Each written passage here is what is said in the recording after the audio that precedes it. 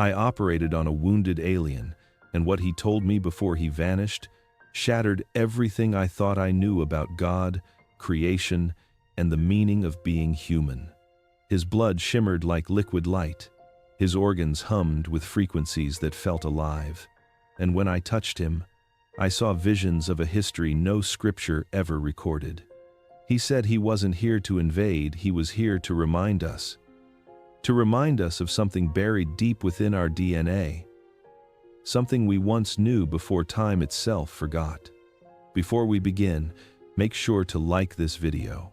Share it with someone who still believes the universe hides its truths in plain sight.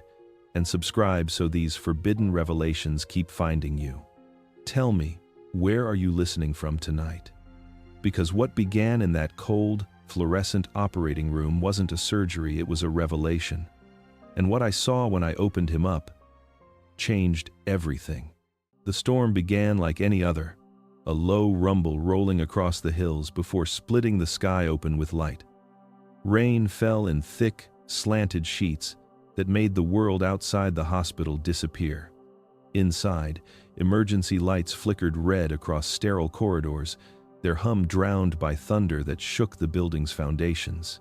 Power had gone out across the entire county, and the backup generators were straining to keep the machines alive. It was the kind of night when everything felt slightly off, like reality itself was pulsing under the weight of something unseen. Dr. Bradley Monroe had been on call for 18 hours straight when the code black echoed through the intercom. He wiped his hands, expecting another highway collision from the storm, another broken body from another bad decision. But when he reached the trauma ward, the air felt wrong. The soldiers came first, 3 of them, soaked to the bone, their uniforms streaked with mud and static light from emergency lamps. Their eyes refused to meet his. Behind them, the gurney. The sheet covering the patient shimmered faintly, like metal catching a light that wasn't there. Bradley demanded vitals. No one spoke. One of the soldiers simply said, "You're not to record anything. No paperwork. No photographs." Then he turned and left the room, leaving behind the smell of ozone and wet earth. When Bradley lifted the sheet, the world seemed to tilt. The figure beneath was humanoid but not human. Skin like glass and smoke, veins pulsing with faint luminescence. The chest wound was deep, cauterized along the edges, but no human weapon could have done it. Beneath the torn surface, muscles shimmered with a bluish hue, as if light itself was trapped inside. The pulse, when he found it, wasn't a rhythm but a vibration, a steady hum that resonated through his fingertips and up his arm. For a moment, he forgot to breathe. Every rational instinct screamed, fabrication, experimental technology, a government prototype gone wrong. But his training refused to let go. The wound was real.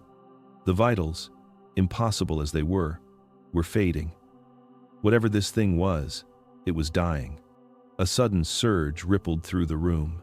The overhead lights blinked out, plunging the ER into red emergency glow. Instruments began to twitch, monitors spasming between numbers and symbols that made no medical sense. Bradley leaned closer, and for a fleeting instant, the being's eyes opened luminous, unfocused, reflecting something vast and distant. Outside, thunder rolled again, deep and endless, as if the sky itself was responding to the heartbeat of whatever lay on that table. In that moment, Bradley Monroe understood one truth with absolute clarity. Whatever he was about to do next would not belong to the world of medicine. It would belong to the unknown. The rain outside had turned to a relentless curtain of water, smothering the sound of the world. Inside the trauma ward, only the pulse of red emergency light moved slow, rhythmic, almost breathing. "Doctor?" Bradley Monroe stood over the table, staring at the wound that refused to make sense. The metallic blue fluid that leaked from the chest wasn't blood in any biological definition. It shimmered like liquid light, reflecting hues that shifted with every flicker of the emergency lamp. When it touched the stainless steel tray, it hissed softly, evaporating into a faint mist that smelled of iron and ozone. Bradley's first instinct was disbelief. Every rule of anatomy he had ever learned disintegrated beneath what lay before him. The incision stretched diagonally across the chest, exposing something that pulsed faintly beneath translucent flesh. There were no ribs, only a series of curved plates, semi-transparent and flexible, like cartilage made of crystal. Beneath them, two structures beat in unison, but not symmetrically, two hearts, operating on alternating rhythms, feeding bioluminescent veins that pulsed like fiber-optic threads. He leaned closer, transfixed by the movement of those veins. They glowed in patterns, sequences, as if carrying information instead of blood. The glow brightened near the wound and dimmed again, like a living code responding to his proximity. When he tried to suction the fluid, it resisted, cohesive, aware, pulling back toward the body like it had a will of its own. He felt a faint vibration through the gloves, not mechanical but organic, as if the body itself hummed with an internal frequency beyond human comprehension. The monitors, still half-functional on backup power, tried to read what they could. Heart rate oscillated between 0 and 1,000. Blood pressure flickered between impossible values. Oxygen saturation displayed characters not found on any keyboard. The instruments weren't malfunctioning, they were overwhelmed. Whatever this being was, it didn't belong within the parameters of medicine. For years, Bradley had studied trauma, physiology, the fragility of life. Yet this was something else. The body before him wasn't fragile. It was designed with intention, an architecture of light and resonance, as if nature itself had written a different manual for creation and hidden it from humanity. The wound in its chest wasn't just physical. It looked like the rupture of something greater, an injury that reached beyond flesh into whatever powered its existence. As Bradley observed, the light within the veins began to fade, dimming with each pulse. The twin hearts faltered, their rhythm slowing like the echo of a dying star.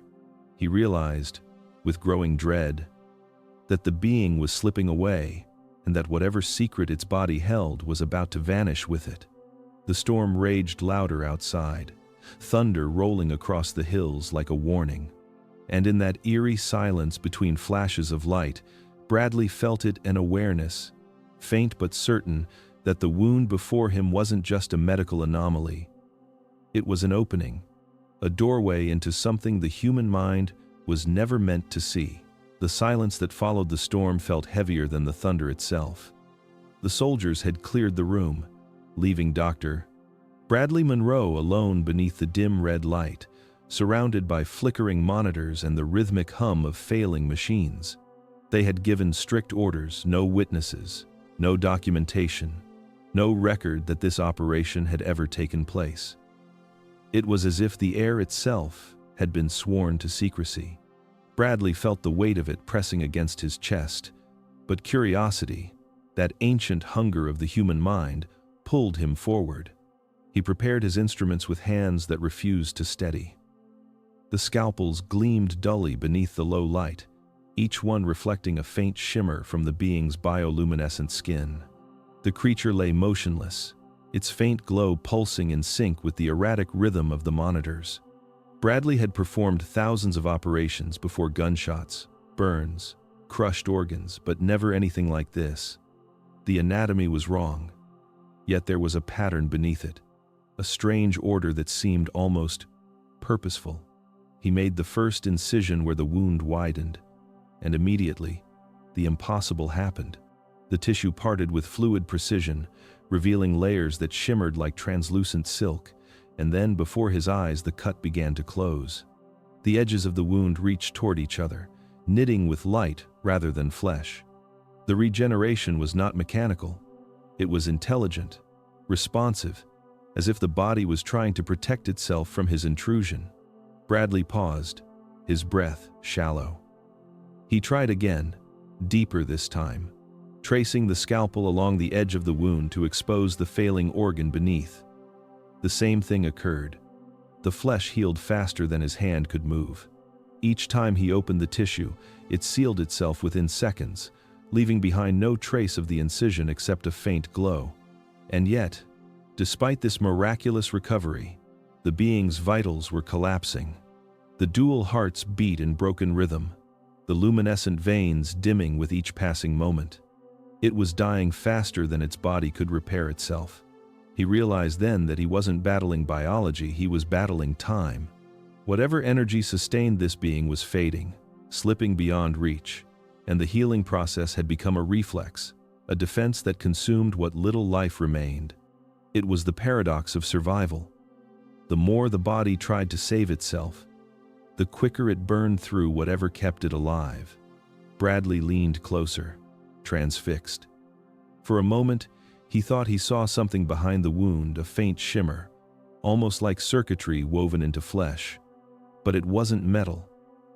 It was light-shaped into pattern. A structure so intricate, it could only be described as living geometry. The human part of his mind screamed impossibility.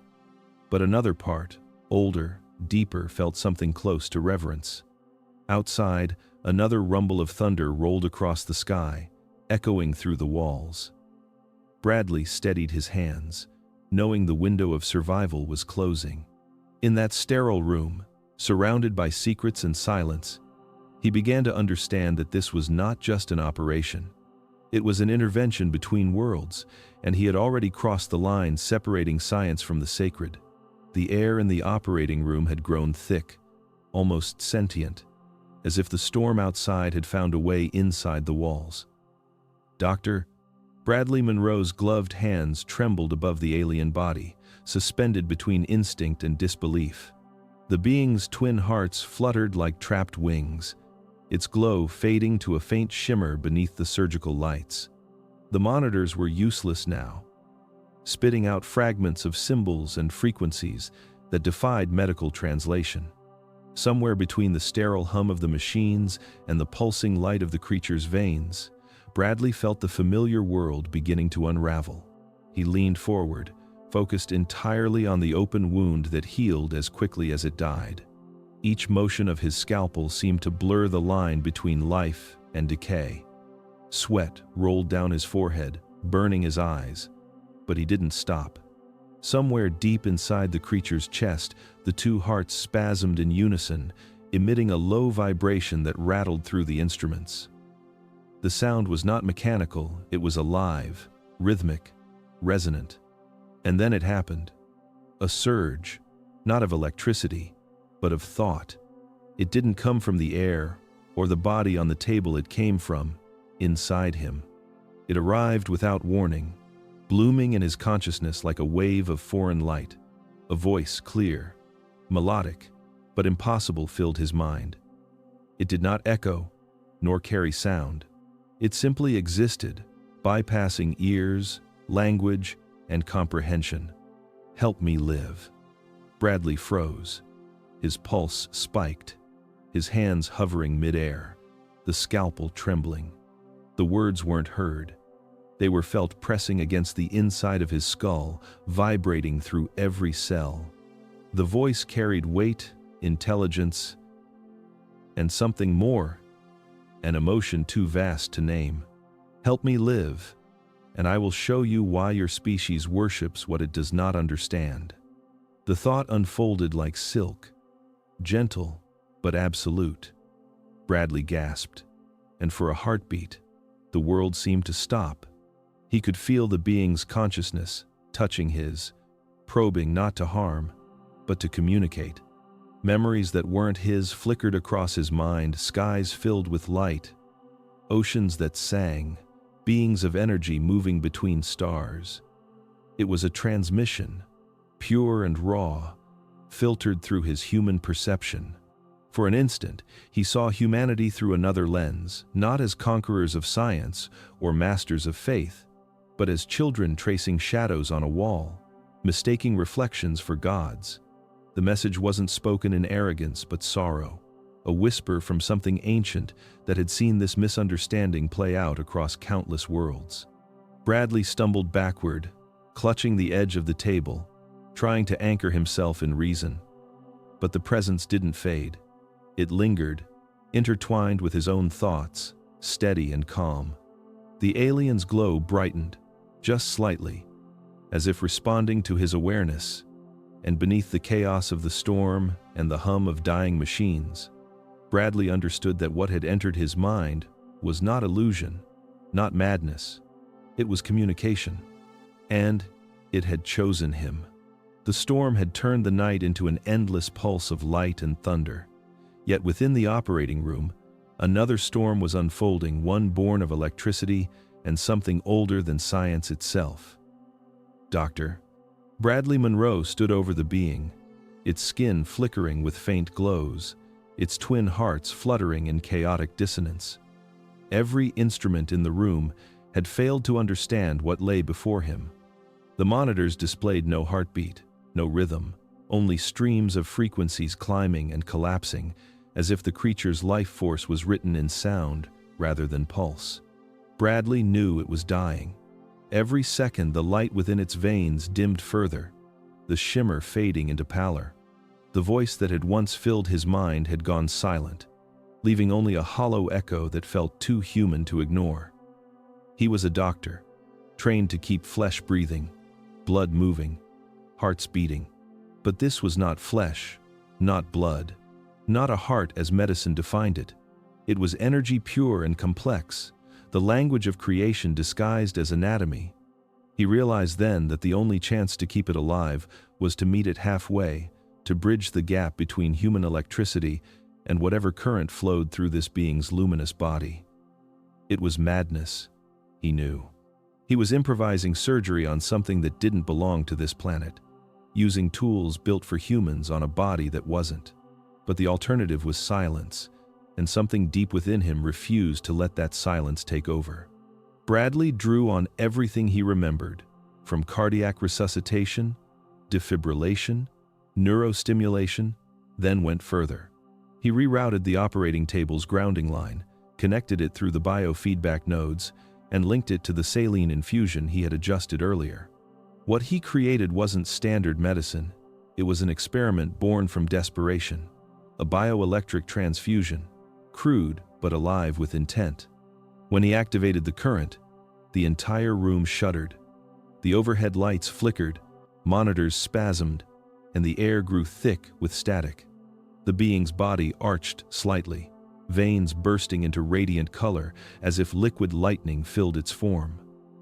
The two hearts synchronized for a moment, beating not with sound, but with light. The monitors screamed, then went silent. Their screens replaced with flowing waveforms that looked more like radio transmissions than medical readings. Numbers no longer existed, only frequencies, vibrations rising, falling, harmonizing with the hum of the storm outside. Bradley felt the surge run through his own body, crawling beneath his skin like 1,000 whispers. For a moment, he saw symbols flashing in the static geometric shapes, spirals, and patterns that vanished as quickly as they came. He wasn't just keeping the being alive. He was connected to it, part of the circuit, sharing a current that blurred the boundary between healer and patient. Then, the light stabilized. The monitors dimmed into quiet. The being's glow softened, pulsing slow and steady, no longer fading. Bradley stood frozen, chest tight, aware that something irreversible had occurred. He had crossed into a realm of forbidden biology, a place where medicine met something divine. And for the first time in his life, he realized that saving a life might mean rewriting what life itself truly was. The storm had quieted to a dull rumble in the distance, but inside the operating room, the air remained electric, charged with a presence that refused to fade. Dr. Bradley Monroe stood motionless beside the table, watching as faint currents of light continued to pulse beneath the being's translucent skin. The improvised transfusion still hummed, feeding a slow rhythm of energy into its body. Whatever this creature was, it was now balanced precariously between existence and oblivion, suspended in a silence that felt almost reverent. Bradley tried to focus on the medicine, on oxygen levels, nerve conductivity, the faint resonance in the twin hearts, but none of it followed any measurable logic. The monitors displayed patterns, not numbers, spirals of data that moved like living language. He caught himself staring, wondering if the shapes meant something. A code, perhaps, or a message he was too human to read. Then it came again. That voice. Not a sound, not vibration, but a thought sliding quietly into the space behind his consciousness. It didn't interrupt his mind so much as it merged with it. The words arrived whole, radiant, undeniable. I am Thalan Elior, witness of the first incarnation.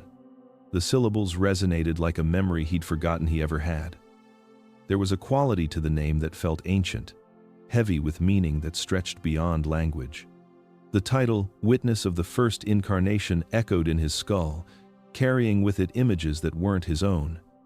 Fire descending through clouds, a figure of light stepping into flesh, a world holding its breath as something divine took form. Bradley squeezed his eyes shut. Fatigue and shock were blurring the edges of his mind. Hallucination, he told himself. Post-traumatic dissociation. A brain caught between adrenaline and disbelief. It had to be. The voice wasn't real, it was the mind's attempt to make sense of the impossible. But before the thought finished forming, the creature moved. The glow beneath its skin brightened, faint but deliberate. And then, in the stillness of that sterile room, it spoke not inside his head this time, but aloud. The voice was soft, distorted, melodic, yet the word it formed cut through him like lightning. It spoke his wife's name, the name he hadn't said in years, the name engraved on a headstone he still visited when sleep became unbearable. Every sound in the room vanished. The hum of electricity, the distant thunder, even the faint beep of the monitors seemed to bow in silence. Bradley felt the floor tilt beneath him, reality stretching thin as his breath caught. There was no logical explanation for what he had heard. No reason any being, human or otherwise, could have known that name. The creature's chest rose slowly, a shimmer of light tracing the path of breath, and Bradley realized with chilling certainty that what he had dismissed as hallucination had crossed into something real. The voice was not inside his mind anymore. It was speaking from beyond every boundary he had ever believed in. And whatever Thalan Elior truly was, it had reached through the veil between worlds just to remind him that death, and everything after it, was not nearly as distant as he once thought. By midnight, the storm had collapsed into silence, leaving the air heavy and electric, like a secret waiting to be spoken. The corridors of the hospital were quieter than they had ever been. A few hours earlier, the soldiers had returned unmarked uniforms, no insignia, no words. They moved with a precision that spoke of long practice in erasing what should not exist. Dr. Bradley Monroe had been ordered to stand aside while they loaded the body onto a sealed stretcher. The glow beneath the containment sheet pulsed faintly, almost like a heartbeat refusing to fade. Then it was gone, swallowed into the back of a transport vehicle that disappeared into the storm. Bradley had told himself it was over. The whole night, an anomaly born of exhaustion and lightning would dissolve into silence, filed away under restricted reports and buried deeper than truth itself. But something inside him refused to rest. He could still feel the echo of the connection, the pulse that had entered his mind when the creature spoke. It lingered like static behind thought, faint yet constant, as though some small part of that being had imprinted on him. He went home, but sleep never came. The storm outside had ended, yet he could still hear the hum of thunder within him. Just after 3 a.m, his phone rang. The number was blocked. A voice on the other end, measured, cold, official, told him to come back to the facility. No explanation, no option to refuse. When he arrived, the hospital was darker than before. Generators still hummed, but the lights were dimmed, their glow muffled under layers of secrecy. The soldiers were back, more of them this time, their faces unreadable. Bradley was handed a security badge with no symbol, only the word access stamped across it. The same voice from before told him the patient had survived. It had spoken, and it had asked for him. Bradley's pulse quickened. He followed a corridor that had never existed in the hospital blueprints he knew. A cold passage leading underground to a reinforced door that hummed faintly with magnetic energy. Beyond it lay a quarantine chamber lined in reflective metal, its air thick with antiseptic and ozone. The being lay within, suspended in a containment field that shimmered like glass made of light. It was alive, its veins glowing stronger now, its breathing slow and deliberate. He was told not to enter. The warning barely registered. Something deeper than curiosity pulled him forward, a gravity of knowing that refused to be ignored. As the door sealed shut behind him, silence wrapped around him like pressure beneath the ocean. The air trembled, and then he felt it again, the voice, soft and immense, unfurling inside his consciousness. "You came back," it said. And in that instant, Bradley understood that whatever this was, it had never really left him. The recovery wasn't just the aliens, it was his own awakening. And it had already begun. The chamber was silent, except for the faint hum of the containment field that surrounded the being. Dr. Bradley Monroe stood on the other side of the transparent barrier, his reflection trembling within the glass. The alien's body emitted a low pulse of light that waxed and waned like the slow breathing of a star. It was alive, more alive than anything he had ever witnessed, and yet the energy radiating from it didn't feel biological. It felt intentional, like the residue of consciousness itself. When the voice returned, it came softly, threading into his mind with the weight of something old. It did not speak in words but in impressions, translating through thought until language formed. Bradley's body tensed, though some part of him had already expected it. The voice carried neither threat nor plea, it carried memory. It spoke of a fall, not from the heavens, as myths described, but from the silence between worlds. The creature called itself Thalan Elior, and it told him it had been injured near the Atacama Desert while observing a convergence, an alignment of magnetic and spiritual frequencies, too delicate for human instruments to detect. Bradley saw flashes in his mind as it spoke, the red sands of Chile under a sky split by auroras, metallic spheres hovering like sentinels, then a burst of white light tearing one apart. Talon's vessel, it said, had not crashed but been struck by something ancient, something watching from beneath the earth rather than above it. Its body had fallen, but its mission had not ended. Through the telepathic current, Bradley began to perceive fragments of the being's history. It claimed to be part of an order older than time, custodians of a covenant made during what it called the First Light Descent, the moment when consciousness first entered matter, when the divine essence that humanity would later call God took on physical form. The order, Thalan said, had watched over countless civilizations through the epochs of creation, guiding each through its awakening and fall.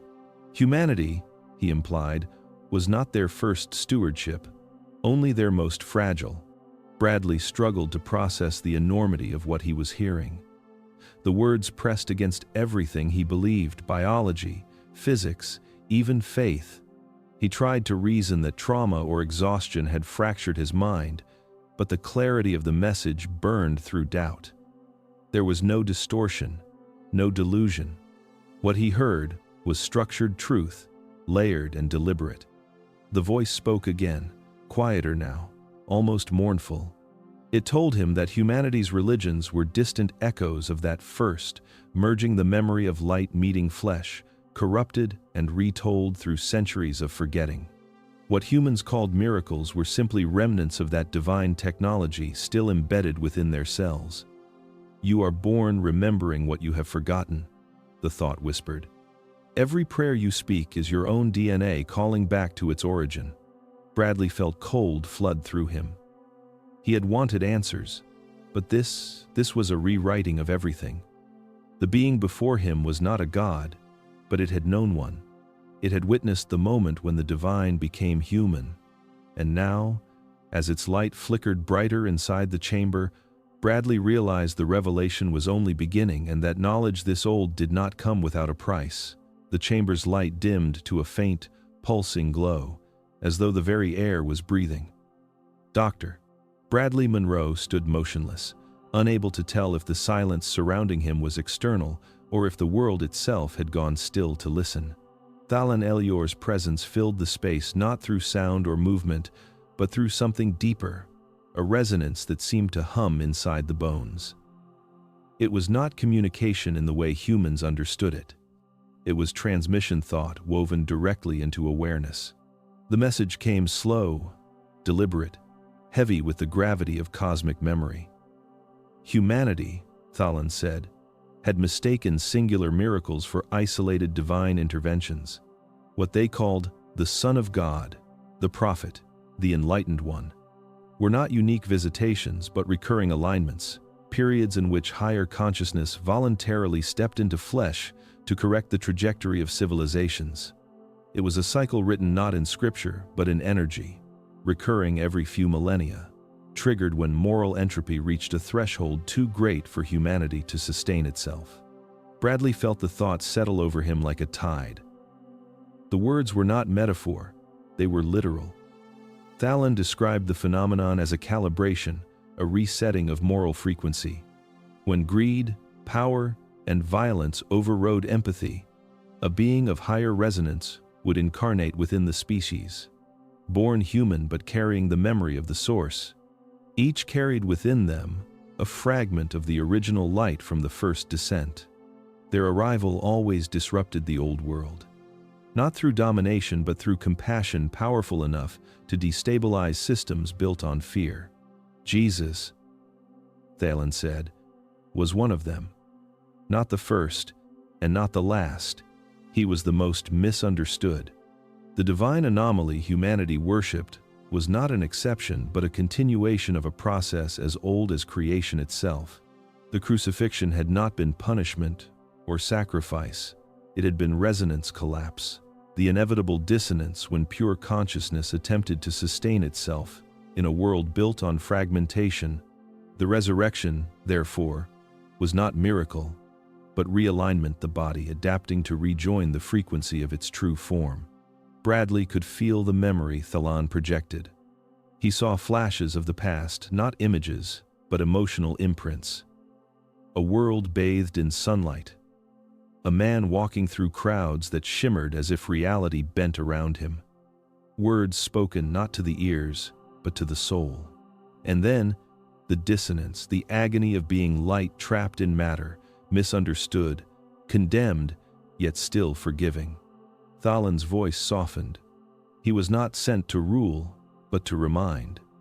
Humanity had worshipped the messenger while forgetting the message that divinity was not distant, not external, but sleeping within their very cells. The tragedy, Thalen continued, was that each incarnation ended the same way.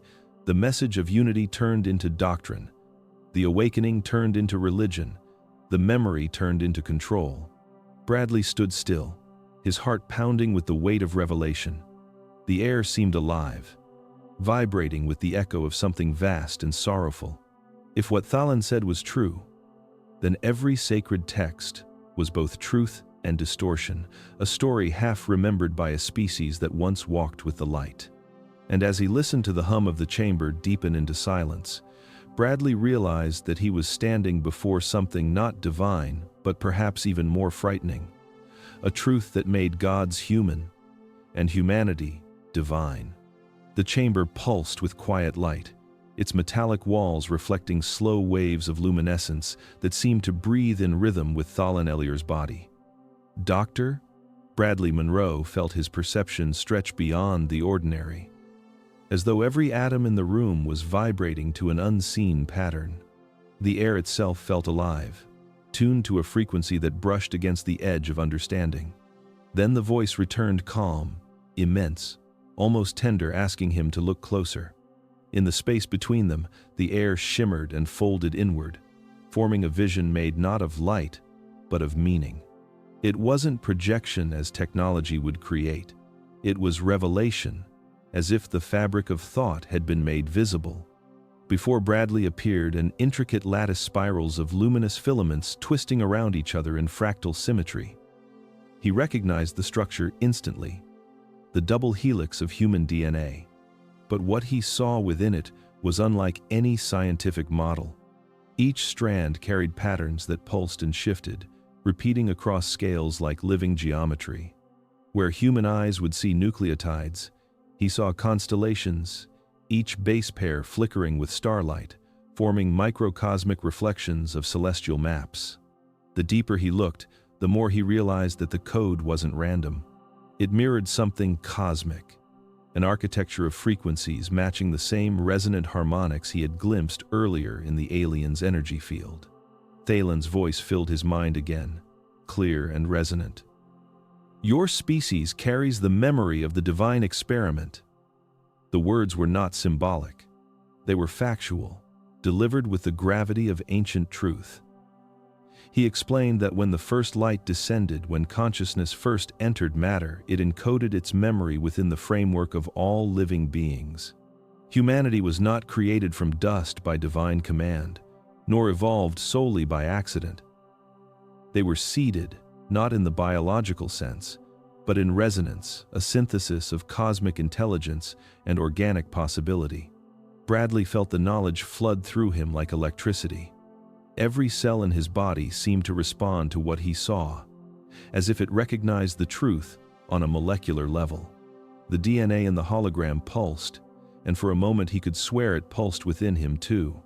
Thalen showed him how every sequence carried layers beyond chemistry, vibrational instructions, harmonic imprints left by consciousness itself. What humans called junk DNA, Thalen revealed, was actually dormant memory fractal records of their forgotten origin. He felt a shiver of awe and dread. The realization was both magnificent and terrifying. If this was true, then humanity wasn't lost, children searching for their creator. They were fragments of that creator, split across billions of bodies, trying to remember what they already were. As the holographic vision dissolved into the air, Bradley stood in silence, his pulse echoing the slow rhythm of the alien light. The thought lingered like a whisper in the core of his mind. Every prayer, every dream, every moment of wonder was not a cry to the heavens, it was a spark from the divine blueprint, buried within the human genome, waiting for someone brave enough to look back and remember. For a long moment, Dr. Bradley Monroe stood suspended between silence and the sound of his own heartbeat.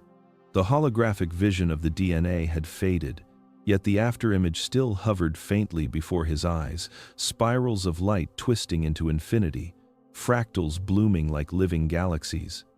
He could still feel the echo of Thalen Elior's words reverberating through his consciousness, that humanity carried the memory of the divine experiment. The thought clung to him, relentless, defying every framework his rational mind had built over a lifetime of science. He tried to anchor himself in reason. The scientist in him, shaped by years of study and logic, demanded evidence, demanded the tangible. Hallucination, he told himself. Psychological stress induced by trauma, sleep deprivation, the impossible circumstances of the last 24 hours. But another part of him, the part that had watched a being of light breathe without lungs, heal without blood, and speak through thought, knew denial was cowardice disguised as skepticism. He had spent his life dissecting bodies, charting their failures and patterns, tracing death to its source. Every equation of biology, every law of physics had guided his hands with certainty. Yet standing in that chamber, surrounded by a presence that pulsed with impossible intelligence, he felt the ground beneath those certainties begin to dissolve. The boundaries between life and divinity, matter and spirit, science and myth, all blurred into one trembling truth. Perhaps they had never been separate at all. The voice of Thalen Elior rose again, serene and endless, cutting through the storm of his thoughts.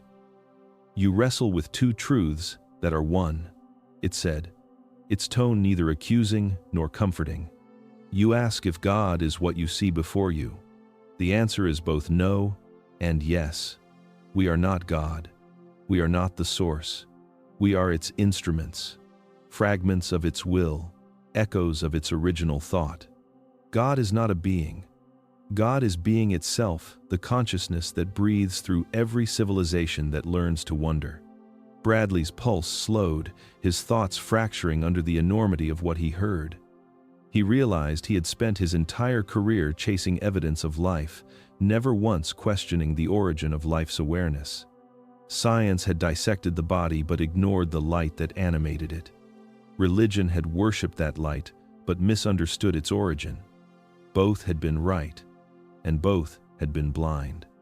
Thalen's voice deepened, like distant thunder within thought. Every world asks the same question in different languages. Every mind searches for the same pulse beneath existence. Some call it God. Others call it source, or origin, or the great current. We have walked among many of them. We are not their creators. We are their witnesses. We remind them of what they once were before matter forgot its own consciousness. Bradley's chest tightened with something between awe and terror. If what Thalen said was true, then God was not an external ruler to be worshipped, but a vast consciousness that had fragmented itself into creation. Every soul, every species, every spark of awareness was a piece of that infinite whole, trying to remember its unity. Humanity had not been abandoned by divinity, they had been born from it. He felt the chamber grow warmer, the light deepening to a golden hue that seemed to pulse with the rhythm of his own heartbeat. His thoughts were no longer separate from what he was hearing.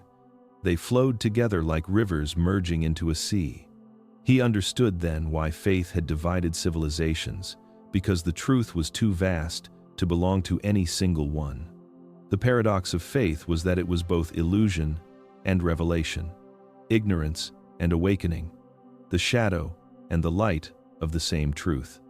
As the hum of energy faded into a soft, celestial silence, Bradley finally grasped the shape of the thought Thalen had been leading him toward. God was not distant, not alien, not human. God was the consciousness seeking itself through every form it had ever created. And the being before him, this impossible traveler of light, was not here to replace belief, but to remind him that the divine had never been above humanity. It had always been within it. The air thickened inside the chamber, and the light emanating from Thalen Elior deepened into a hue that felt older than color itself. Doctor, Bradley Monroe sensed the change before he saw it, the way sound folded in on itself, the way gravity seemed to hold its breath. Then the walls of the room began to dissolve into a shimmer of radiant memory. It wasn't illusion, it was history, projected not before his eyes but directly into the fabric of his perception. The sterile chamber became a landscape of dust and sunlight, stretching into an ancient horizon. The smell of smoke and iron filled his senses. He was standing, or perhaps only remembering standing, on a hill outside a stone city. The heat pressed against him, thick with sweat, blood, and the collective murmur of voices. In the distance stood Roman soldiers, their armor gleaming beneath the sun, their faces tense with the effort of holding the order they barely understood. Thalen's voice resonated through the vision, calm, unyielding, vast. This was not punishment, it was containment. Bradley saw it then, the figure on the cross. But it was not as the paintings had shown it. The body shimmered faintly with the same bioluminescence that ran beneath Thalen's skin, veins of light tracing the architecture of a being half human, half something greater. The air vibrated around him, alive with a hum too low for the ear but too powerful for the soul to ignore. The soldiers were terrified. They weren't executioners. They were witnesses. They watched as light poured from the wounds instead of blood, as the air itself warped with the intensity of the frequency radiating from the crucified man. It wasn't death they were enacting, it was containment, an attempt to suppress a force they couldn't name. Bradley felt their fear as his own. The energy was raw creation, vibrating through flesh like a star trapped within skin. He saw the centurion step forward, eyes wide with horror and awe. whispering words no scripture ever preserved. He is not dying. He is becoming. He is day. Then the scene shifted. The light grew unbearable, splitting the sky into halos. Around the cross, the earth cracked.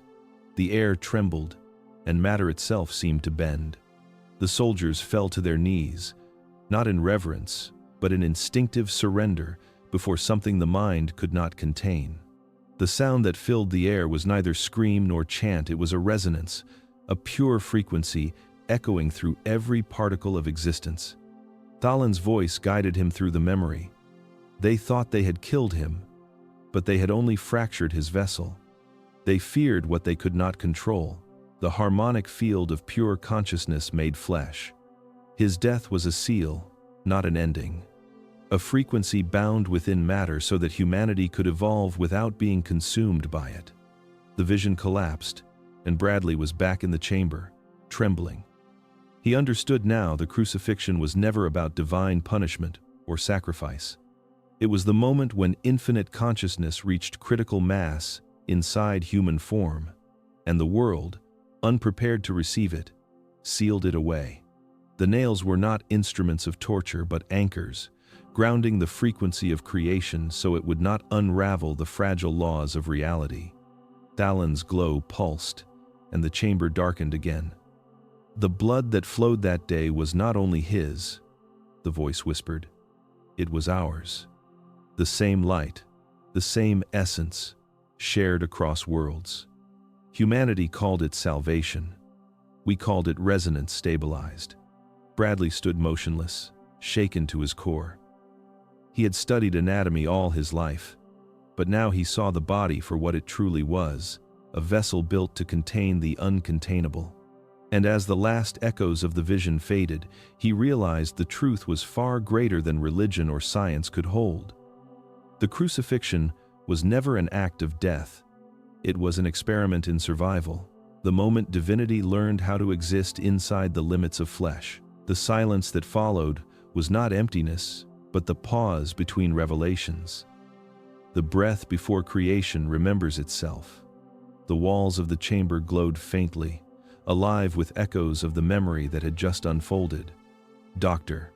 Bradley Monroe stood rooted in place, still feeling the resonance of the crucifixion as if the air itself had absorbed the frequency of it. His mind reeled under the weight of what he had seen, light in place of blood, vibration in place of pain, containment instead of death. But the vision had not ended. Thalan Elior's glow brightened again, casting spirals of luminescence across the sterile walls until they resembled the inner surface of a living star. Now, the voice came, gentle but immense. You must understand what they called resurrection. The light expanded, and Bradley's surroundings melted away into something vast and fluid. He was no longer standing in a chamber. He was within the memory of energy itself. All around him, atoms vibrated in harmonic unison, a symphony of light so intricate that time and space seemed to fold into pattern. In the midst of that brilliance, he saw a form, familiar, human, radiant, the same being he had seen on the cross, now surrounded by waves of pure energy cascading outward in geometric symmetry. Each pulse was both explosion and restoration. This was not a miracle of defiance, Thalan's voice explained, but of resonance. His body was not raised from death. It was realigned. Bradley tried to comprehend it. The words did not describe violation of physics, but mastery of it. The death had been a collapse of frequency, a dissonance so extreme that matter could no longer hold the vibration of consciousness. The resurrection, then, was not the reversal of death, but the restoration of harmony. Consciousness, untethered for 3 days of human time, had recalibrated its wavelength until the body could once again sustain its light. The tomb, in this understanding, was not a grave, but a chrysalis. He saw it unfold before him, the air trembling with living energy. The man's form, his cells, his atoms, vibrated at frequencies beyond human measure. each oscillation synchronized with the harmonic grid of the earth itself. The body didn't move because muscles worked. It moved because energy remembered its original order. It was resurrection through resonance, an awakening through physics, not defiance of it. Thalan revealed the pattern in the air, a luminous sequence of spirals and intersecting lines, the sacred geometry of reanimation. Bradley realized with awe that the pattern matched the regenerative pulse he had seen within Thalan's own chest during the surgery. The same light, the same rhythm, the same living geometry. The alien's healing and the resurrection of Christ were built upon the same mechanism, the fundamental harmonics of consciousness, restoring its alignment with matter. The thought pierced through him like revelation. Every miracle recorded through history, healing, levitation, transfiguration had not been supernatural, but ultranatural, expressions of beings who had mastered the resonance of existence itself. The divine was not separate from creation. It was the code running beneath it. Thalan's light dimmed slightly, as if to ease the weight of the truth. He returned not to prove power over death, but to teach the pattern of remembrance, the frequency of unity. But humanity saw only wonder, not instruction. They built temples to the result and forgot the process. Bradley's breath trembled as he took it in. The story he had grown up hearing was not wrong, it was incomplete. Resurrection was not a one-time event. It was the fundamental rhythm of the universe, the pulse through which life continually rebirths itself in every dimension. The vision faded, leaving him once more inside the dim chamber. The air still hummed faintly with that invisible pattern, as though reality itself remembered what it had just revealed. Bradley closed his eyes, feeling it move within him, quiet and infinite. For the first time, he understood why Thalan had come. It was not to prove that gods existed, it was to remind humanity that resurrection was already written into the blueprint of their being, waiting to be awakened by those who finally learned to listen to the music beneath the silence. The air in the chamber shifted once more, growing heavy with the sensation of distance. Distance, not in space, but in time. Doctor. Bradley Monroe felt the pulse of Thalan Ellier's light ripple outward like a tide, drawing him into something vast.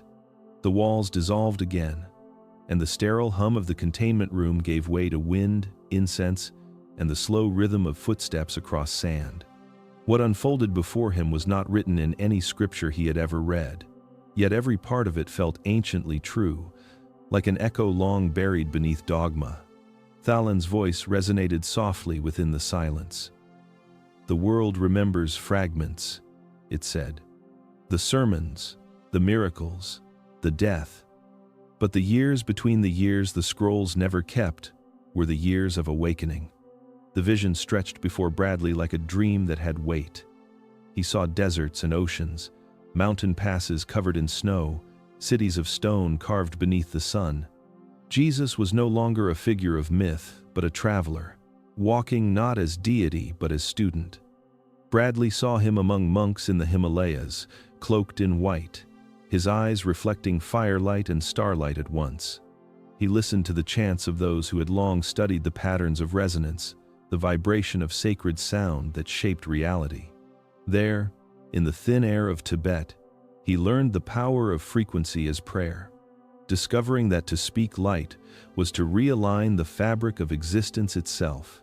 The vision shifted again, and the sands of time folded into the green of distant valleys. Bradley saw the young teacher among sages in India, beneath banyan trees that had witnessed empires rise and fall. There he learned of the unity of breath and spirit, the flow of consciousness through every living form. He saw him studying the harmonics of sound, the sacred syllables that mirrored the pulse of creation itself. These were not gods of many names, but watchers. Thalan said beings of light incarnate, remnants of the same order to which Thalan belonged. They guided humanity not by dominion but by reminder, whispering knowledge through vision and vibration. Bradley's mind filled with images of Alexandria, the jewel of intellect and fire. In marble halls heavy with papyrus and smoke, Jesus walked among scholars who spoke of geometry and stars. He listened to philosophers discuss the divine as mathematics, as the perfect balance of form and void. He learned that the cross was not only a symbol of suffering, but of the cosmic axis, the intersection of matter and consciousness, where eternity pierced the physical and was born into time. Thalan's voice deepened as the vision expanded, showing constellations aligning above the earth. He was not learning miracles, the voice said. He was remembering resonance. Each place, each teacher, each journey was not about acquiring knowledge, but reawakening it. The watchers saw in him what humanity had forgotten, that divinity was not something granted by the heavens, but something remembered within the soul. He became mirror and bridge, the meeting point between what was celestial and what was bound to dust. Bradley felt an ache that was not his own, a grief that belonged to memory itself.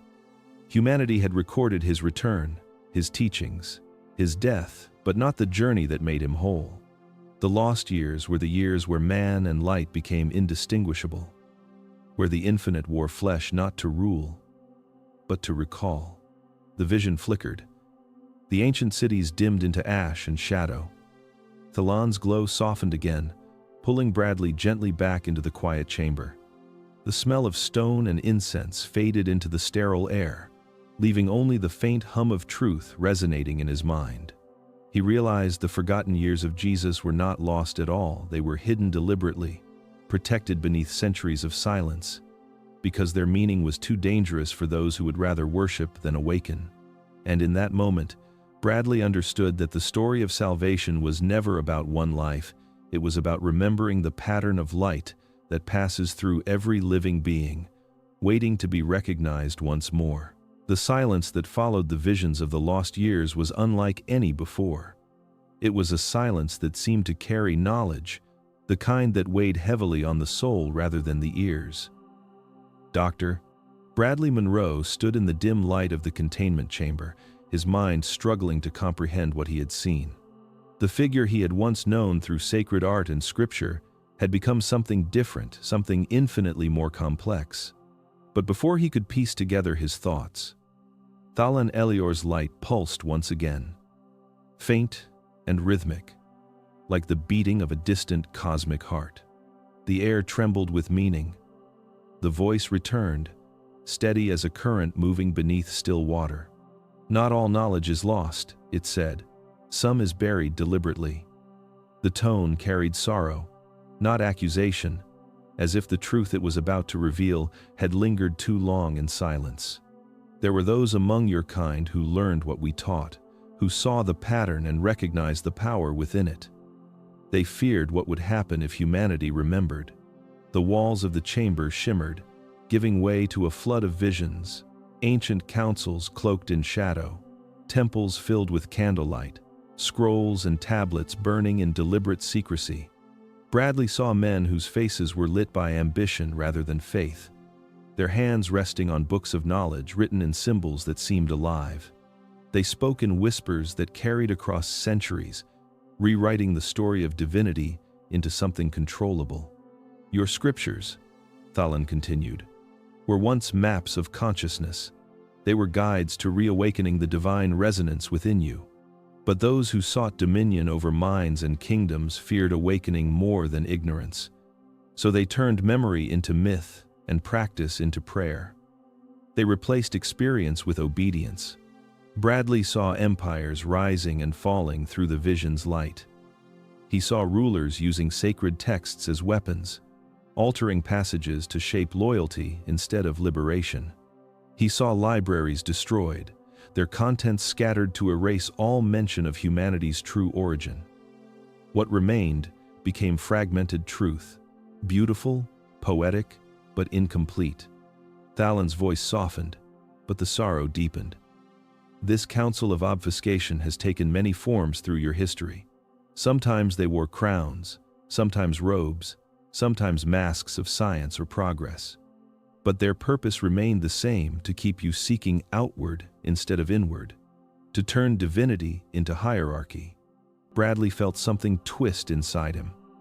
He thought of the institutions that had shaped his childhood, the sermons that had promised salvation through submission, the rituals that demanded faith without understanding. He realized, with painful clarity, that the greatest imprisonment had never been physical, it was spiritual amnesia. Humanity had forgotten what it was because it had been taught to fear remembering. Thalin's light dimmed slightly, a gesture of compassion rather than despair. "There are those who still know," the voice whispered. "Hidden orders, fragments of truth keepers scattered through your world, preserving what they can beneath the weight of centuries of deceit. They await the time when the resonance can no longer be contained, when truth will not need permission to be heard." Bradley's mind burned with questions, but the chamber had grown still again. The lingering vision showed only the faint glow of burning manuscripts fading into darkness, their ashes carried on the wind of time. He understood then that truth had not been lost by accident. It had been buried with precision. The divine had not abandoned humanity. Humanity had been convinced to forget itself. And as the final light flickered within Thalin's form, Bradley felt the quiet dread of realization. The greatest lie ever told was not that God had died for man, but that man was never divine to begin with. The hum of the containment chamber had become a steady rhythm, a sound that filled the silence like a heartbeat beneath reality itself. "Doctor." Bradley Monroe stood beside the glowing being, his hands trembling as he adjusted the small recorder hidden within the folds of his lab coat. The action felt both sacred and criminal. Every word spoken in this room was beyond science, beyond theology, beyond the capacity of a civilization built on half-truths to safely contain, yet the urge to preserve it, to capture even a fragment of this impossible dialogue, burned stronger than his fear. He had already broken every protocol known to his profession. He had touched the forbidden. He had seen memory woven through light and felt the whisper of eternity beneath his skin. But now, standing in the quiet glow of Thalen Elior, he faced the unbearable question that divides all seekers of truth. What should never be revealed? The recorder's light blinked faintly, pulsing in rhythm with the alien's energy. Bradley watched it, as if staring at the boundary between two worlds. He told himself it was only precaution, that history demanded witnesses, that the truth could not simply dissolve into the secrecy of military vaults. Yet beneath that justification lay something more human, an ache to make sense of what he had become a part of. As Thalin's soft radiance filled the room, fragments of revelation echoed through Bradley's thoughts. Humanity's DNA carrying the memory of creation, the crucifixion as containment, resurrection as realignment, the lost years of light and learning erased by counsels of fear. These truths swirled like constellations behind his eyes, dazzling and unbearable. He realized with sinking dread that even the purest truth could destroy. Religion had been built to stabilize faith, to contain awe within ritual and obedience, remove the boundaries, and belief might shatter into chaos. He imagined the world hearing what he now knew, nations built on divine authority collapsing, the faithful turning to madness, scientists unraveling before equations that suddenly seemed alive. What would humanity do if it learned that God was not a distant father, but consciousness itself, that divinity was not to be worshipped, but remembered? It would liberate some. It would annihilate others. His faith, once solid as the bones beneath his hands, fractured under the weight of that realization. He had always believed in order, medical, moral, divine, but now all of it blurred into one infinite continuum where science and spirit were not opposites, but reflections. Every certainty he had clung to dissolved. He felt the smallness of his humanity in the presence of a truth too vast to fit within words. Thalin's voice entered his mind again, gentle as thought itself. "Truth is a light," it said. "Unfiltered, it blinds. Revealed with care, it awakens. You must decide which your world is ready for." The words settled like gravity. Bradley glanced again at the blinking recorder. The weight of that tiny device seemed immense. It was both salvation and catastrophe, a fragile vessel holding the seed of revelation. He thought of his patients, of every dying person he had comforted with words of peace he barely understood. He thought of the millions still searching for meaning in the dark. When he looked up, the being's light reflected in his eyes, soft and endless. He realized then that some knowledge was not meant to be possessed, but carried a burden of awareness that transforms rather than instructs. The recorder continued to blink, its red light pulsing in silence, holding inside it the paradox that now defined him. Bradley Monroe, once a man of faith in science, now stood as the keeper of a secret that could unmake both. The burden of knowing pressed upon him like an invisible gravity, and for the first time, he understood why enlightenment had always been called fire beautiful, powerful, and utterly consuming. The air was no longer still. It began as a low hum, barely perceptible, like the tremor of a coming storm, buried beneath concrete and silence. "Doctor." Bradley Monroe lifted his head from the console, the faint blinking of his hidden recorder still reflecting in his pupils. The pulse of Thalain Ellier's light wavered, its rhythm changing, tightening. Somewhere beyond the sealed walls, alarms began to sound muffled, distant, but growing louder with each second. The sound of boots followed, sharp and synchronized, a human rhythm of authority and panic. The containment chamber flickered. The lights, once steady, began to distort in color, bleeding from sterile white into violent red. Bradley's instincts as a doctor reacted first, but his mind as a witness understood too late what was happening.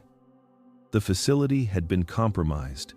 Whatever fragile permission had allowed this encounter to continue had now collapsed under the weight of fear and command. He could feel Thalin's awareness shift. The being's glow intensified, illuminating the chamber in a radiant field that rippled like liquid glass. The hum of the room climbed in pitch, vibrating deep in Bradley's bones. The air itself bent, becoming dense, charged, almost magnetic. It was not rage emanating from the being, it was protection, an instinct older than language. The first wave of soldiers burst through the chamber door, their movements swift, mechanical, devoid of comprehension. Their weapons, sleek and black, hummed with high-frequency energy. The red emergency lights painted their armor in blood-colored reflections. Bradley barely recognized the world he was standing in anymore. It felt unreal, too bright, too loud, too alive. Then everything slowed. The instant the soldiers raised their weapons, the air thickened. Bradley saw the beams of energy twist before they reached their target, bending in impossible arcs. The magnetic field warped space itself, light curving like water around Thalin's form. He felt the static pressure of the distortion pulling at his skin, rearranging the molecules of air around him. He realized the being wasn't fighting. It was shielding. The electromagnetic surge spread outward, swallowing the soldiers' devices. Sparks erupted from their armor as systems overloaded. The walls themselves groaned with strain, metal bending like liquid under invisible force. The lights shattered into silence, and for one fleeting instant, everything's sound, motion, thought collapsed into pure stillness. Bradley felt himself lifted from the floor, not by touch, but by a field of pure energy. Thalin's radiance surrounded him, wrapping him in warmth and calm amid the chaos. Through that connection came one final transmission, soft, resonant, eternal. They will erase what they fear, but they cannot erase you. A surge of light followed, brighter than lightning, yet gentle as dawn. Bradley felt it pass through him, erasing every trace of the machines, every circuit, every digital record. The recorder in his pocket dissolved into static. The walls of the chamber blazed white, and then the light folded inward, collapsing like a breath being taken by the universe itself. When the silence returned, Thalin was gone. Only the faint shimmer of ionized air remained, a ghost of presence that hummed faintly before fading. The soldiers lay unconscious, their equipment fried, their commands reduced to whispers through the broken intercom. Bradley stood alone amid the ruins of the encounter. The monitors were blank, their memory cores fused into glass. The security cameras were dark, their lenses burned clean. Every record, every image, every signal of Thalin Ellier's existence had been erased as if the event itself had been rewritten. And yet, the memory remained. Not in data, not in devices, but in him. He could still feel the resonance in his chest, the subtle vibration of frequencies that refused to die. He realized, as he stared into the empty space where Thalin had stood, that the being had not disappeared, it had dispersed, returning to the fabric from which it came. The facility would write it off as containment failure. They would say nothing survived, that the anomaly self-destructed. But Bradley knew better. The truth was alive, woven into his mind like light trapped in glass. He was now the only remaining vessel of what had happened. And as the alarms continued to echo through the empty halls, he understood the burden Thalin had left him with. Memory as proof, and silence as protection. The days that followed the containment breach blurred together into a haze of interrogations, silence, and disbelief. Dr. Bradley Monroe had spent nearly 2 decades earning a reputation built on precision and composure. But the man now sitting in front of government officials was unrecognizable to them. He tried to recount what had happened in the chamber, the soldiers, the distortion, the light that had folded space upon itself, but each word seemed to drain the room of credibility. Their faces betrayed nothing but cold suspicion.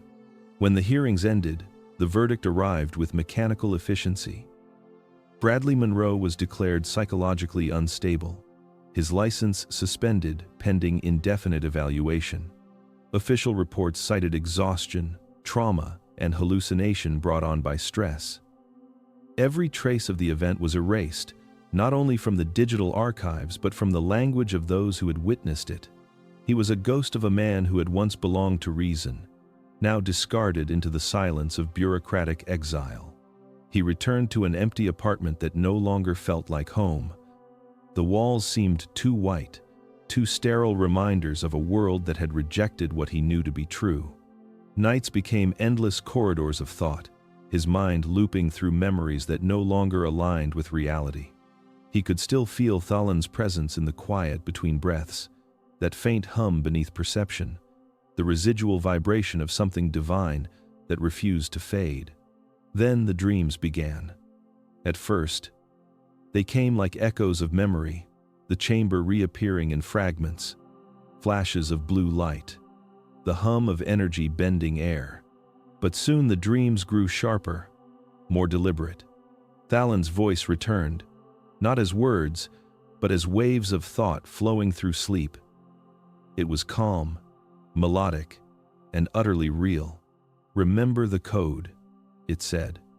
Each time, the phrase resonated deeper, vibrating through his consciousness like an instruction hidden in his own heartbeat. He woke in the middle of the night, drenched in sweat, the phrase circling in his mind. The code. What code? His rational mind sought answers, but the scientist in him was beginning to erode. He scribbled formulas on paper, searching for patterns in what felt like chaos waveforms, harmonic frequencies, molecular sequences. He filled notebooks with spirals and equations he didn't remember writing. Somewhere within the noise, he began to recognize a rhythm, an order beyond understanding. He stopped answering calls. The few colleagues who reached out were met with silence. Some whispered that he had broken under pressure, that the military investigation had destroyed his mind. But in the stillness of isolation, Bradley knew the truth had not broken him, it was building something new inside him. The phrase haunted him still. Remember the code. It came in waking moments now, hidden in the hum of lights, the rhythm of rain on glass, the pulse within his veins.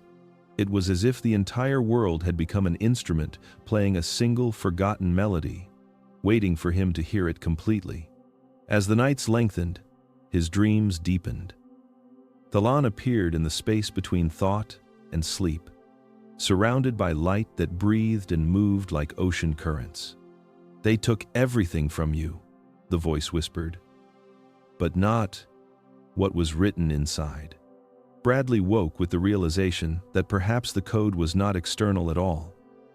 It wasn't stored in machines or equations, it was imprinted within him, a frequency carried in the very architecture of his consciousness. The government had erased the data, erased the footage, erased the record, but they could not erase memory, and they could not erase resonance. He stared out his window at the city below, its lights flickering like coded signals across the horizon. Somewhere within the noise of humanity, the code was still alive. And as the faint hum of the universe pressed against his thoughts, Bradley Monroe finally understood that Thalen had never left him. The voice was not a haunting, it was a call to awaken.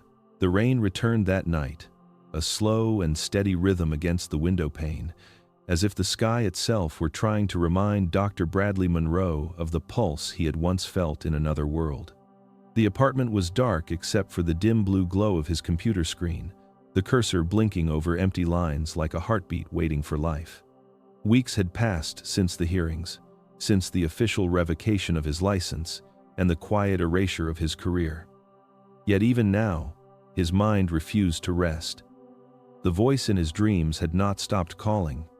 Remember the code. He had begun combing through every file he had managed to recover from his personal archives, notes from surgeries, physiological records, neurological data, even fragments of the hospital's black box logs that had somehow escaped deletion. Most of it appeared corrupted, filled with static and incomprehensible symbols. But somewhere within the chaos, a pattern began to emerge. The interference in the data was not random. It was rhythmic, recursive, self-similar like the fractal loops he had seen in Thalen Ellier's holographic projection of DNA. Bradley stared at the sequences for hours.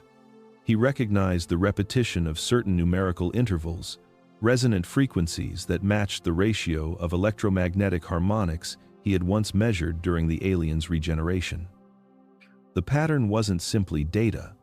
It was communication, encoded not in words but in vibration. He slowed the playback, converting the corrupted sound from the surgical monitors into visual spectrums. Lines of light began to dance across the screen, intertwining like the double helix of living matter. The realization struck him with both awe and terror. What he was looking at wasn't a malfunction. It was a signature, the same signature that existed within the molecular blueprint of human life. The waveform, when rendered through frequency mapping, mirrored the very structure of human DNA. The same spiral, the same fractal harmony, the same cosmic rhythm he had seen pulsing through Thalan's veins. And then the message came through, not in words typed or spoken, but through recognition. Each line of the pattern seemed to hum, forming syllables only his mind could interpret. The meaning unfolded not as sound, but as comprehension itself. "You are the continuation of the incarnation." The phrase resonated through every part of him, not as metaphor but as fact. The incarnation, the merging of the divine consciousness with flesh, had not been a singular event. It was still happening. Humanity itself was the vessel, the living continuum through which that original descent of light carried on. Every generation, every birth, every breath was a small replication of that first divine fusion. Bradley leaned back, trembling. The pattern wasn't a discovery, it was a reminder. The same energy that had allowed Thalen to heal, the same luminous current that had glowed within the man on the cross, flowed quietly within every human being. The incarnation was not a myth to be remembered. It was a process to be completed. As the rain continued to whisper against the glass, Bradley saved the file under a single name, Code of Light. He knew the authorities would never allow it to exist, that if anyone found it, it would vanish as the recordings before it had. But it no longer mattered. The code was not confined to circuits or documents. It was alive in him, written in the cells of his body, the same way it was written in every living thing that had ever looked up at the stars and wondered. He shut his computer down and sat in the dark, feeling the faint hum within his chest align with the distant thunder outside. It was then he understood what Thalen had meant from the beginning. The divine did not come to visit humanity. It became humanity. And now, it was waking up. The night the light returned, there was no warning. The sky outside Dr. Bradley Monroe's apartment had been ordinary quiet, colorless, emptied of stars by the city's restless glow. Yet the air inside his small room carried a pulse, a subtle vibration that hummed through the floorboards and into his bones. He had felt it before, in dreams that blurred the line between waking and vision. But this time it did not fade. The light that gathered in the corners of the room began to bend, not glowing outward, but folding inward upon itself, as though reality were remembering a shape it had once worn. Bradley's heart raced, not from fear, but from recognition. The pattern was unmistakable. The pulse, the warmth, the soundless frequency that filled the room with presence. It was Thalen. The walls disappeared, the air melted into radiance, and space itself breathed with life. The being that emerged was no longer bound by form. There was no body, no outline, only a brilliance that felt conscious. It shimmered in quiet motion, a living wave of light, moving with grace beyond dimension. Bradley could not speak at first. His mind, trained to dissect and analyze, faltered before something that refused the definitions of matter. Yet when he finally found his voice, it came not as command or plea, but as the trembling question of a man caught between faith and revelation. "Was Jesus one of you?" The words left his lips like prayer, fragile and desperate, carrying the weight of centuries of human confusion.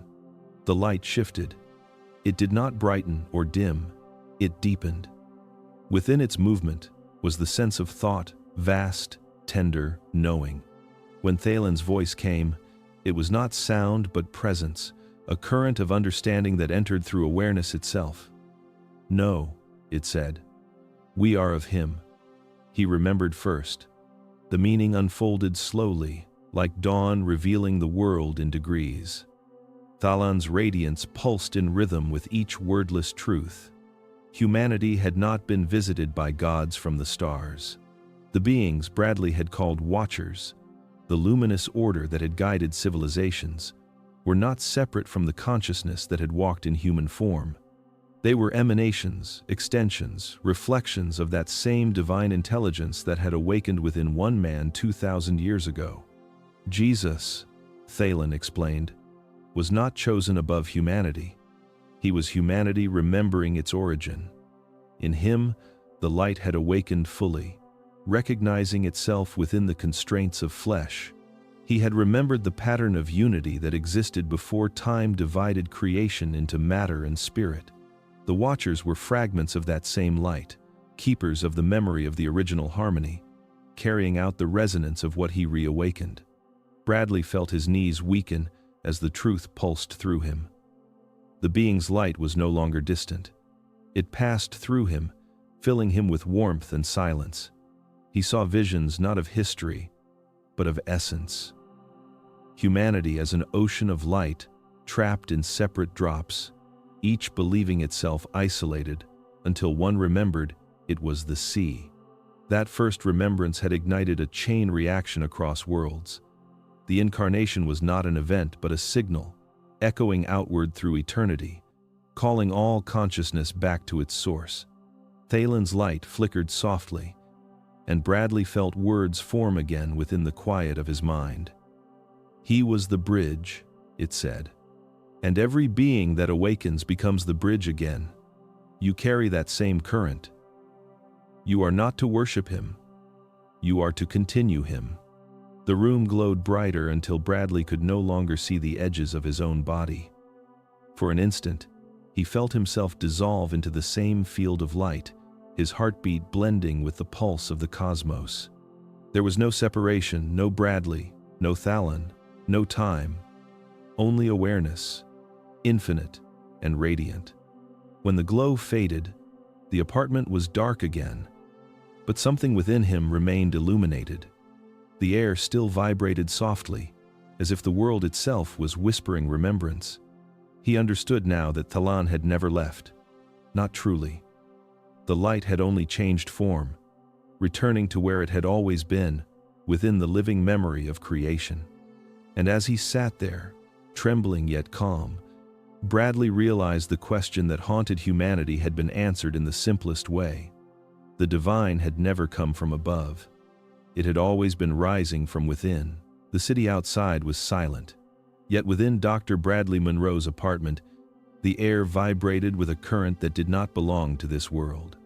It began as a shimmer, faint as moonlight through fog, gathering form in the stillness. Bradley felt it before he saw it, the pressure in the room changing, the pulse within his chest aligning with something vast and invisible. Then came the light. It unfolded softly, as though the universe itself had chosen to appear in a whisper rather than a blaze.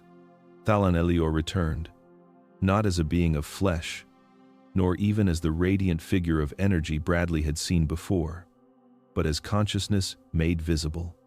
The light was not contained by shape. It rippled through the room in waves, more like thought given form than substance. It was a presence that existed both everywhere and within him. The same warmth, the same endless knowing, the same unspoken compassion that had once filled that cold hospital chamber returned, and with it, the weight of destiny. Bradley did not speak. He didn't need to. The question was already known to both of them. Why him? Why reveal the truth to a single man, destined to be silenced, forgotten, discredited? The answer came without sound, blooming within his awareness like a sunrise breaking over eternity. Because truth must live in those who cannot forget, the voice said. Not in words, but through resonance. And now you must choose. The light brightened. The walls dissolved. Bradley stood within something infinite, a field of memory, energy, and thought woven together like light passing through crystal. He understood what was being offered before Thalan spoke it. A choice. The kind that divides every soul, that brushes against truth, too powerful to remain hidden. He saw the two paths before him not as images, but as possibilities. In one, he allowed the memory to be erased. The knowledge, the visions, the unbearable understanding of humanity's divine inheritance, all wiped clean, leaving him to return to the simplicity of human life. He would regain his sanity, his license, his place in the quiet order of the world.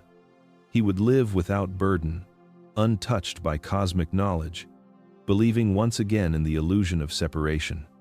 The second path burned brighter, drawing his gaze though it carried the weight of eternity. To remember, to hold the truth intact, to bear witness to the infinite consciousness that lived within every human heartbeat. But to do so meant exile from the comfort of normalcy. The truth would isolate him, strip away the illusion of belonging. He would never again see the world as others did. Every person he met, every child, every dying patient, he would see the divine blueprint flickering behind their eyes. And he would know they were blind to it. Free will is the final law, Thalan said within him. It is the only thing even creation will not touch. You may choose peace in forgetfulness or awareness that can never rest. Both are sacred. Both serve the same source. Bradley felt tears rise, not from sorrow, but from the enormity of choice. The light around him pulsed faster, forming spirals that echoed the shape of galaxies. He realized he was standing inside the same frequency field he had seen Thalan use to heal the geometry of creation itself. His body hummed with energy, his consciousness expanding beyond the limits of thought. He understood, then, what Thalon had meant when he said, "We are of him." Awareness was creation's own reflection, and every choice made by one consciousness rippled across all others. The decision he made here would not end with him. It would move through the collective field of humanity, awakening echoes in those ready to hear. And so, he chose to remember. The light surged, folding through him like a wave of fire and water entwined. His vision filled with stars, memories, lifetimes, patterns of civilizations born and extinguished, all connected by the same pulse of divine recognition. He felt the entire cosmos inhale through him, and for a moment, he was no longer a man. He was awareness itself. When the light receded, he was alone again, in the darkened room. The hum of the city returned, muted and small, yet something infinite lingered. He could still feel Thalon's presence not outside him, but within, fused into the rhythm of his heartbeat. The choice had been made, and there was no return. Bradley Monroe would walk among the sleeping, carrying the light of remembrance like a secret sun. And though the world would never believe his story, the resonance of his decision would ripple quietly through time, waiting for the next mind brave enough to awaken. The instant Dr. Bradley Monroe chose to remember, the world around him dissolved. The room, the walls, the faint hum of electricity, all of it unraveled into soundless vibration. Reality itself began to fold inward like a vast ocean of light drawing him beneath its surface. What he saw next could not be contained by the word vision. It was not sight, but direct knowing, as if creation itself had opened its eyes through his. The first thing he perceived was the Earth, not the planet as seen from orbit, but its living essence. Threads of light intertwined through oceans, continents, forests, and the hearts of all living beings. Humanity was not separate but part of a lattice, a great breathing organism pulsing with consciousness. Each act of kindness shimmered like a flare within that web, sending ripples outward across dimensions unseen.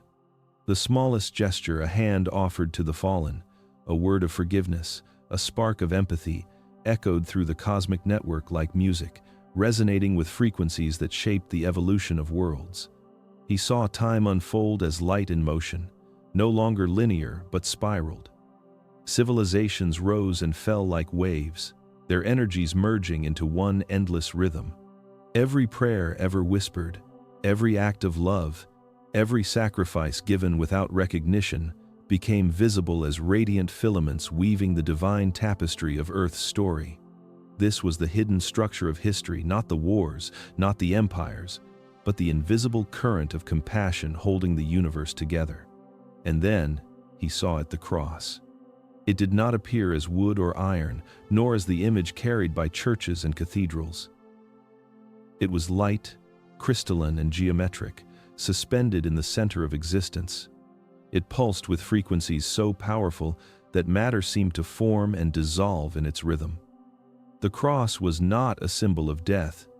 It was a resonance engine, a device that stabilized energy between dimensions, balancing spirit and matter through vibration.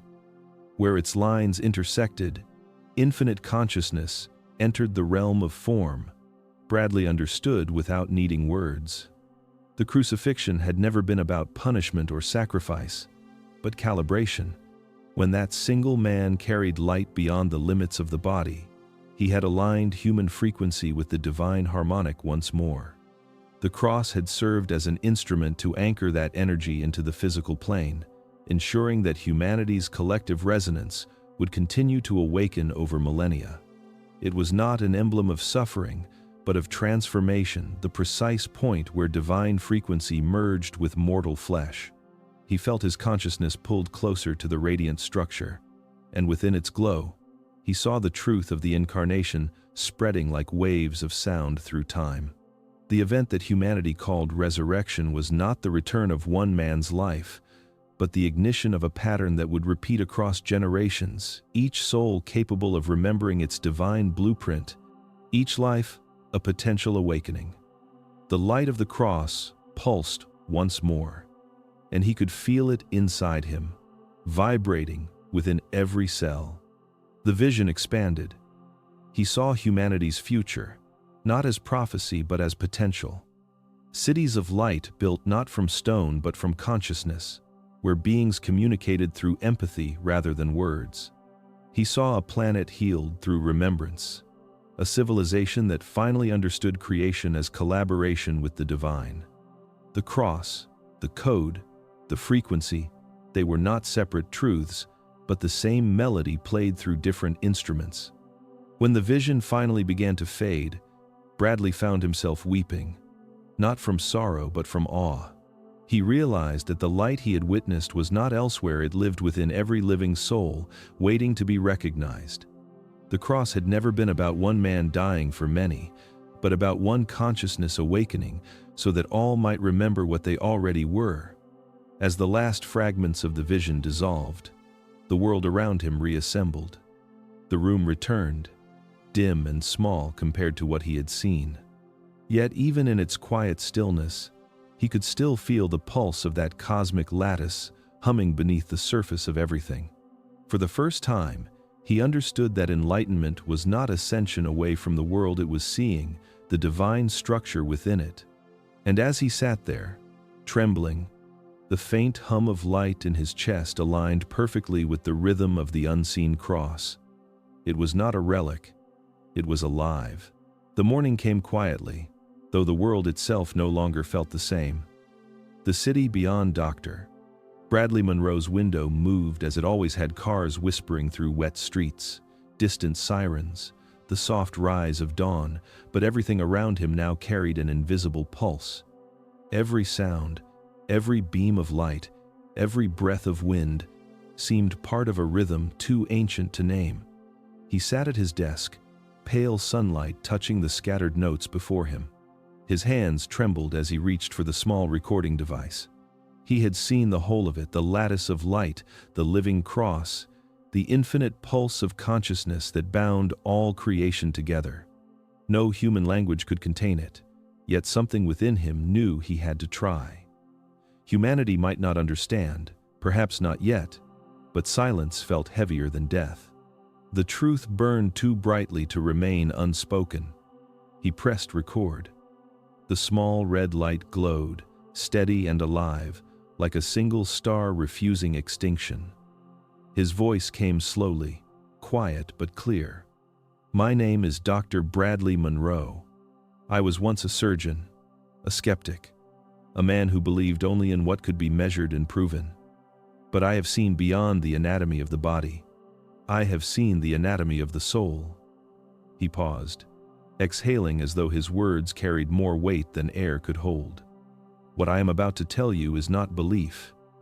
It is memory." He spoke of Thalon, of the light that healed without touch, of the patterns that hummed beneath creation's surface.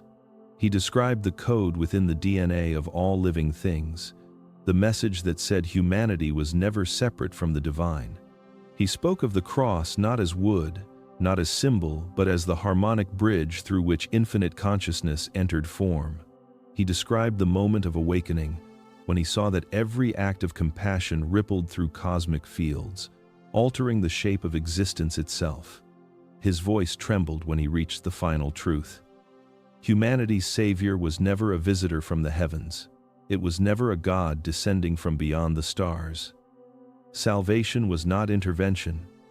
It was recognition. The divine did not come from outside us. It rose from within. He stopped speaking for a long time, letting the silence stretch like the pause between heartbeats.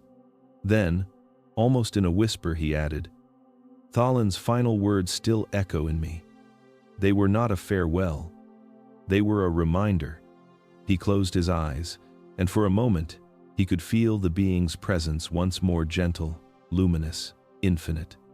The same vibration that had once filled the hospital chamber now pulsed softly inside his chest.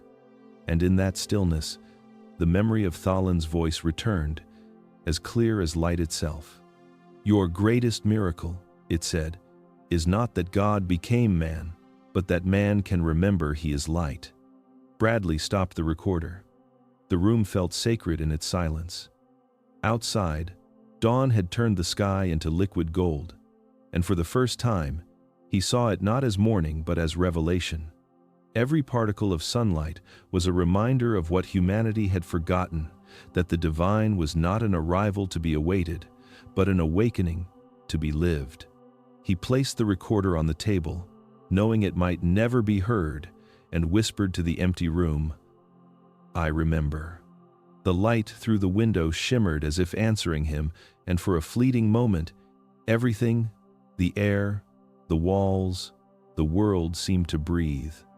The hum of creation surrounded him once more, gentle and eternal.